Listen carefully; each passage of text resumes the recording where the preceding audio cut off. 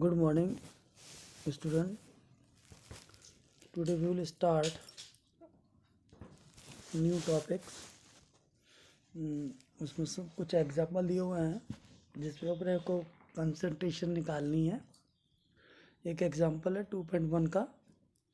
A solution contain 40 gram of common salt in 320 gram of water. Calculate the concentration in terms of mass by mass percentage of the solution. तो बच्चों इसका एक solution भी दिया हुआ है इसके अंदर. और इसमें जैसे मैंने आपको बताया था कि सॉल्यूशन का मतलब जो है वो solute plus solvent is equal to solution. Mass of solute इस क्वेश्चन के अंदर mass of solute I mean to say salt कितना है 40 ग्राम. मास ऑफ सॉल्वेंट जिसके अंदर साल्ट घोला गया है वो है वाटर. उसकी क्वांटिटी है 320 gram. We know that mass of solution कितना हुआ mass of solute plus mass of solvent. तो 40 जब इनके हम वैल्यूज रखेंगे तो कितना हो जाएगा 40 gram plus 320 gram is equal to 360 gram. ठीक है. मास परसेंटेज ऑफ सॉल्यूशन कितना हुआ mass of solute upon mass of solution into 100. जब हम इसको सिंप्लीफाई करते हैं तो ये आता है हमारा 11.1%. तो सॉल्यूशन की जो परसेंटेज है मास बाई मास वो कितनी हुई 11.1%. ठीक है. अब हम पढ़ते हैं what is a suspension. Non-homogeneous system like those obtained by group C in activity 2.2 in which solids are dispersed in a liquid are called suspension. A suspension is a heterogeneous mixture in which the solid particles do not dissolve but remain suspended throughout the bulk of medium. Particles of a suspension are visible to the naked eye. Property of suspension. Suspension is a heterogeneous mixture. The particle of a suspension can be seen by the naked eye. The particle of a suspension scatter a beam of light passing through it and make it path visible. जब भी हम suspension solution में से अगर हम light को pass out करेंगे तो उसका जो पाथ है विजिबल हो जाता है क्योंकि उसके जो पार्टिकल है स्कैटर्ड करते हैं लाइट को. The solute particle settle down when a suspension is left undisturbed. That is a suspension is unstable. Suspension solution को यदि हम 1-1.5 घंटे तक अलग से रख दें इसे बिना डिस्टर्ब किए तो सस्पेंशन सॉल्यूशन जो होता है उसके जो पार्टिकल हैं वो सेटल हो जाते हैं बॉटम पर. ठीक है. कंटेनर के बॉटम में.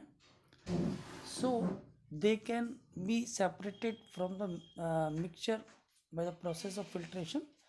और ये फिल्ट्रेशन के द्वारा भी हम इन पार्टिकल्स को हम अलग कर सकते हैं. When the particles settle down, the suspension breaks and it does not scatter light anymore. और ऐसी स्थिति में जब ये नीचे बैठ जाते हैं सॉलिड के पार्टिकल्स तो ऐसी स्थिति में लाइट को ये स्कैटर्ड नहीं करते हैं. और इसका मतलब सस्पेंशन सॉल्यूशन जो है ये अनस्टेबल है. What is a colloidal solution? The mixture obtained by group D in activity 2.2 is called a colloid or a colloidal solution. The particles of a colloid are uniformly spread throughout the solution. Due to the relatively small size of the particles are compared to that of a suspension, the mixture appear to be homogeneous. जो colloid solution होता है वो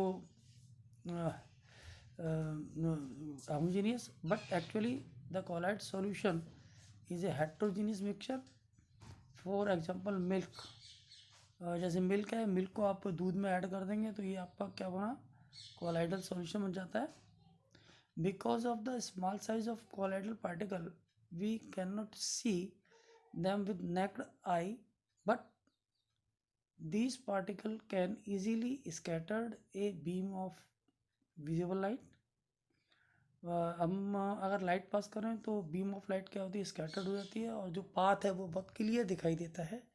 as observe in activities 2.2, this scattering of the beam of light is called Tyndall effect. और इस effect को हम क्या कहते हैं, टिंडल इफेक्ट कहते हैं, after the name of the scientist who discovered the this effect.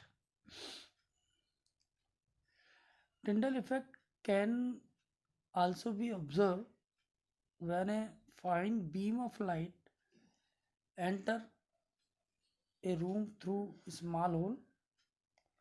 This happens due to the scattering of light by the particle of dust and smoke in the air.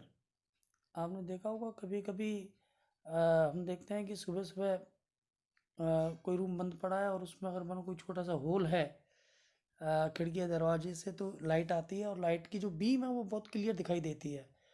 उस beam को यदि हम side ध्यान से देखें तो उसके अंदर छोटे छोटे पार्टिकल्स उसमें घूमते हुए नज़र आते हैं और वो बीम बहुत विजिबल होता है. ठीक है, और ये भी एक तरह से टिंडल इफेक्ट ही है. और यहाँ पर देखो एक्सपेरिमेंट के रूप में भी आपकी बुक में दिए हुए हैं. एक आपको कंटेनर दिया हुआ है जिसके अंदर साल्ट डिज़ोल्व है, वाटर के अंदर, और एक कंटेनर है जिसके अंदर जो मिक्सचर बनाया हुआ है मिल्क और वाटर का.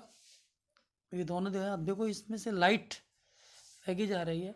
तो सॉल्यूशन ऑफ कॉपर सल्फेट का सॉल्यूशन इसमें दिया हुआ है, डज नॉट शो टिल्डल इफेक्ट. तो कंटेनर ए के अंदर कॉपर सल्फेट घोला हुआ है.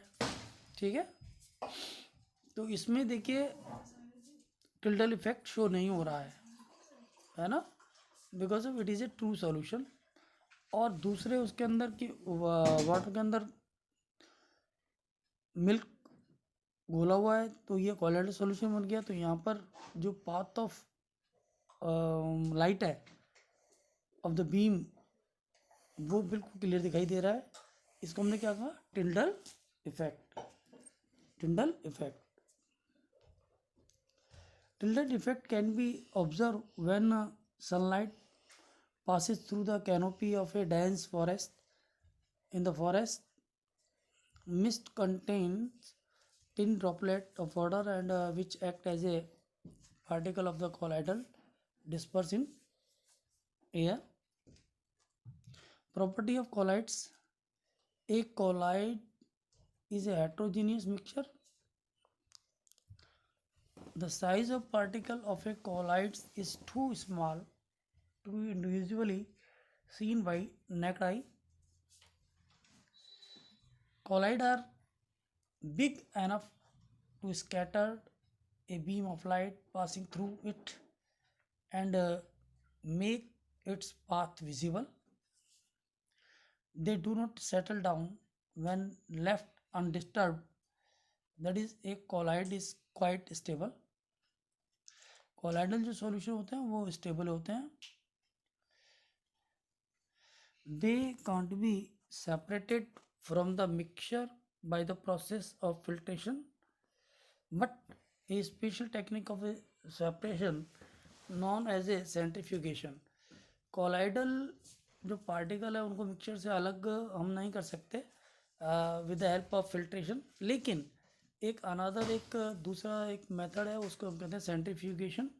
उसके द्वारा हम इसको अलग अलग सेपरेट कर सकते हैं. Can be used to separate the colloidal particle. Colloidal particle को हम अलग कर सकते हैं।